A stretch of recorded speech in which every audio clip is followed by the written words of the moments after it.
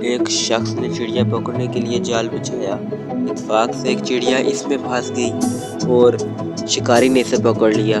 چڑیا نے اسے کہا، اے انسان، تم نے کہیں ہرن، بکرے اور مرغ وغیرہ کھائے ہیں۔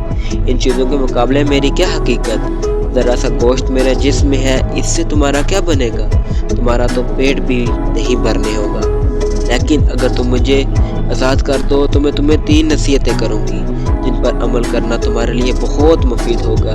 ان میں سے ایک نصیحت تو میں ابھی کروں گی، جبکہ دوسری اس وقت جب تم مجھے چھوڑ دو گے اور میں دیوار پر جا بیٹھوں گی۔ اس کے بعد تیسری اور آخری نصیحت اس وقت کروں گی جب میں دیوار سے اٹھ کر سامنے درخت کی شاخوں پر جا بیٹھوں گی۔ اس شخص کے دل میں دلچسپی پیدا ہوا کہ نہ جانے چڑیا کیا فائدہ مند نصیحت کرے۔ اس نے چڑیا کی بات مانتے ہوئے اس سے پوچھا، تم مجھے پہلی نصیحت کرو پھر میں تمہیں چھوڑ دوں گا۔ چنانچہ چڑیا نے کہا، میری پہلی نصیحت یہ ہے کہ جو بات کبھی نہیں ہو سکتی اس کا یقین مت کرنا۔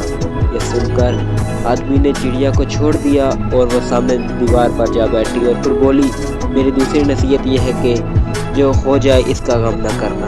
اور پھر کہنے لگی، اے بولے مان، تم نے مجھے چھوڑ کر بہت بڑی غلطی کی، کیونکہ میرے پیٹ میں پاؤ بھر کا انتہائی نایاب پتھر ہے۔ اگر تم مجھے ذبح کر لیتے اور میرے پیٹ سے اس موتی کو نکال لیتے تو اس کے فروخت کرنے سے تمہیں اس قدر دولت حاصل ہوتی کہ تم بہت بڑے رئیس بن جاتے۔ اس شخص نے جو یہ بات سنی تو لگا مایوس کرنے اور بتایا کہ اس چڑیا کو چھوڑ کر اپنی زندگی بہت بڑی غلطی کی۔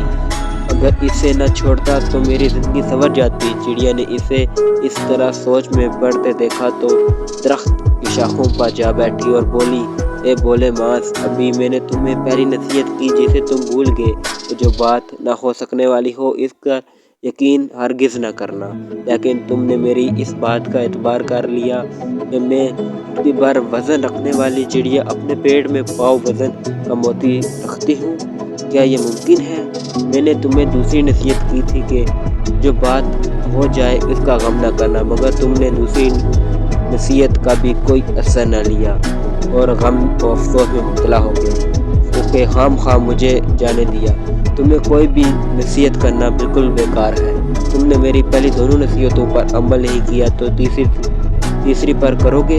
تم نصیحت کے قابل نہیں۔ یہ کہتے ہوئے چڑیا اڑ گئی اور وہ شخص وہیں کھڑا چڑیا کی باتوں پر غور و فکر کرتے ہوئے سوچوں میں کھو گیا۔ وہ لوگ بڑے خوش نصیب ہوتے ہیں جنہیں کوئی نصیحت کرنے والا ہو۔ ہم اکثر اپنے مخلص ساتھیوں اور بزرگوں کی نصیحتوں پر کان نہیں دھرتے اور اس میں نقصان ہمارا ہی ہوتا ہے۔ یہ نصیحتیں صرف کہنے کی باتیں نہیں بلکہ دانائی اور فرسوں کے تجربات سے حاصل ہونے والے انمول